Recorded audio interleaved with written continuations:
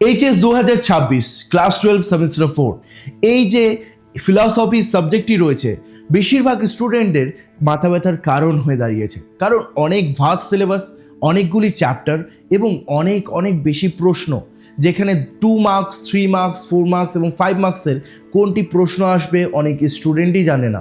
আমি আজকে এই ভিডিওর মাধ্যমে বলে দেবো তুমি খুব সহজেই ফিলসফিতে একেবারে ভালো নাম্বার নিয়ে আসতে পারবে, এবং এই ভিডিওতে তুমি সাজেশন হিসেবে যেই প্রশ্নগুলি পাবে সেগুলো পরীক্ষায় কমন থাকবেই থাকবে।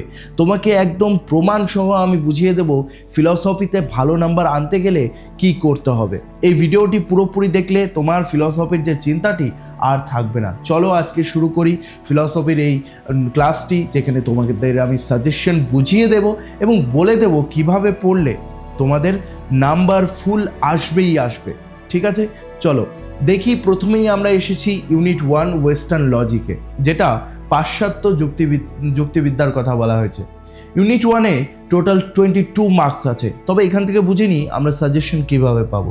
মনে রাখবে এই যে ফিলসফি, এডুকেশন, তারপর হিস্ট্রি, এই যে সাবজেক্টগুলো রয়েছে এগুলো কিন্তু আগের সিলেবাস থেকে বরাবর রয়েছে টপিকগুলো, ঠিক আছে? সেরকম মেজর চেঞ্জেস কিছুই হয়নি। তাই আগের যে প্রশ্নগুলো যেগুলো এইচএসে এসেছে জানো সেগুলো বারবার রিপিট হয়। দেখে নাও, এখানে 19-এ এসেছে, 16-তে এসেছে, 14-তে এসেছে। নিবেশন দৃষ্টান্ত কাকে বলে? তবে তুমিই বলো এইচএসের যে কোশ্চেনগুলো আছে সেগুলো রিপিট হয় কি না। তারপরে দেখো এখানে 23-এ, 20-তে, 17-তে, তারপরে 19-এর দুটো কোশ্চেন এখানেই তুমি পেয়ে গেলে, তাই না? 19-এর দুটো কোশ্চেন তুমি এখানেই পেয়ে গেলে। তারপর 16-তে এসেছে, 16-র দুটো কোশ্চেন এখানেই পেয়ে গেলে তুমি। তাহলে তুমি ভাবো যে এই প্রশ্নগুলো যেগুলো আগের বছরে রিপিট করেছে সেগুলো তোমাদের বেলায় কত বেশি ইম্পর্টেন্ট, এবং এগুলো পড়ে গেলে তোমরা কিন্তু কমন পাবেই পাবে। যেমন এই যে 18-তে এসেছিল, তারপরে যারা পড়েছে তারা 23-এ কমন পেয়েছে।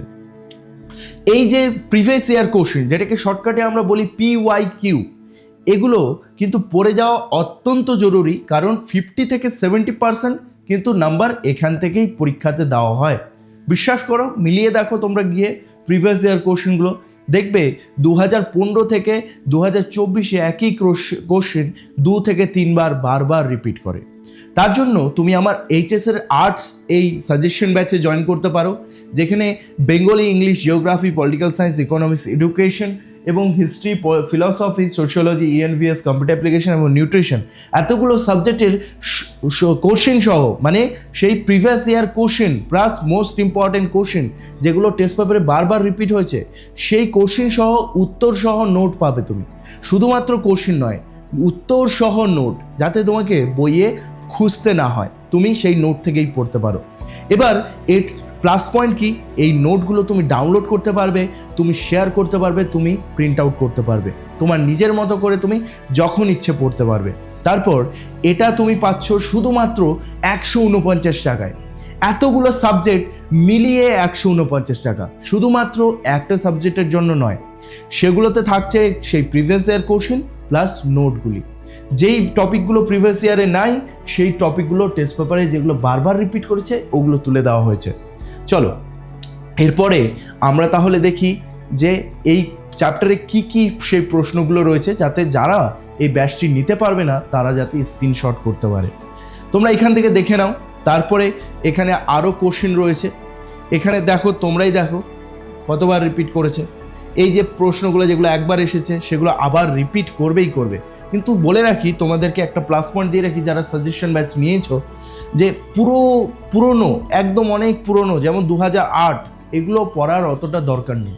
কারণ কি, এগুলো ওল্ড সিলেবাসে ছিল, ঠিক আছে? তখনকার টিচার্সরা দিয়েছে, এখন আর সেটা রিপিট করবে না। কিন্তু যেগুলো 17, 18, 20-তে এসেছে সেগুলো VVI খুব ইম্পর্টেন্ট। সেগুলো যেমন এই যে 18-তে এসেছে, এটা ইম্পর্টেন্ট, 19, 15-তে এসেছে, এটাও ইম্পর্টেন্ট, ঠিক আছে? তবে এই তোমরা দেখে নাও কোশ্চেনগুলি এবং সেগুলো পড়ে নিও অবশ্যই। তোমরা অবশ্যই আমার ব্যাচটিতে জয়েন করতে পারো শুধুমাত্র 149 টাকার বিনিময়ে। এটা কোথায় পাবে তোমরা? আমার ডেসক্রিপশনে, এই ভিডিও ডেসক্রিপশনে একটা লিঙ্ক দেওয়া আছে অ্যাপের, SBR EdTech অ্যাপ।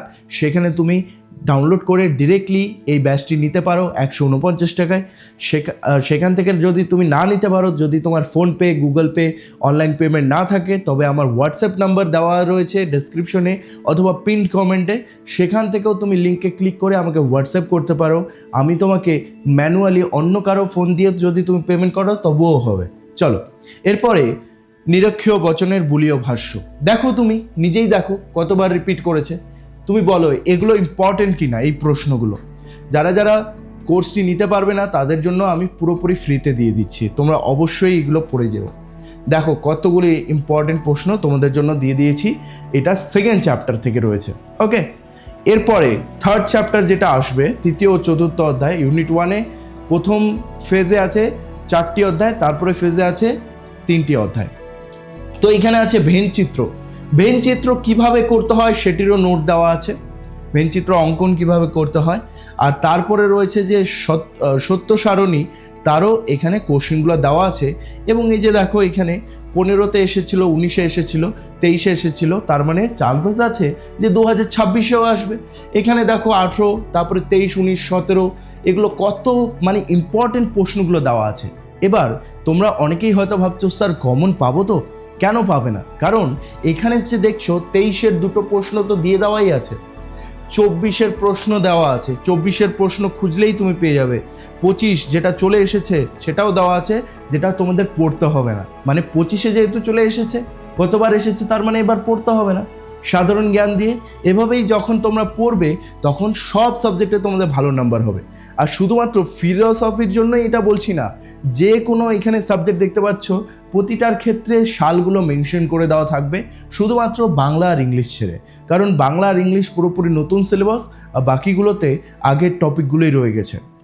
ঠিক আছে, তো বাংলা আর ইংলিশে কিভাবে দিয়েছি আমরা, সেটা সব থেকে ইম্পর্টেন্ট টপিকসগুলো দিয়েছি, যেখানে তোমরা কমন পাবেই পাবে। ঠিক আছে, কমন পাবেই। যারা একদমই পড়েনি তারাও যদি এই ব্যাচটি নেয়, ভালো মতো পড়াশোনা করে এই 1টি মাস, তাহলে তাদের পুরোপুরি ভালো নাম্বার আসবেই আসবে, এটা গ্যারেন্টিড। কিন্তু ভালো মতো পড়তে হবে, এটা সব থেকে ইম্পর্টেন্ট টপিকগুলো দেওয়া আছে। টপার্সরা যারা এই ভিডিওটি দেখছে, তারা ঠিক মতোই জানে যে এই ট্রিকে পড়ে গেলে যারা পাস করতেও পারবে না তারাও 70%-এর মতো নাম্বার তুলতে পারবে, কিন্তু পড়তে হবে। আবার এরকম একটি ভালো ভিডিও নিয়ে আমি আসবো। See you soon guys.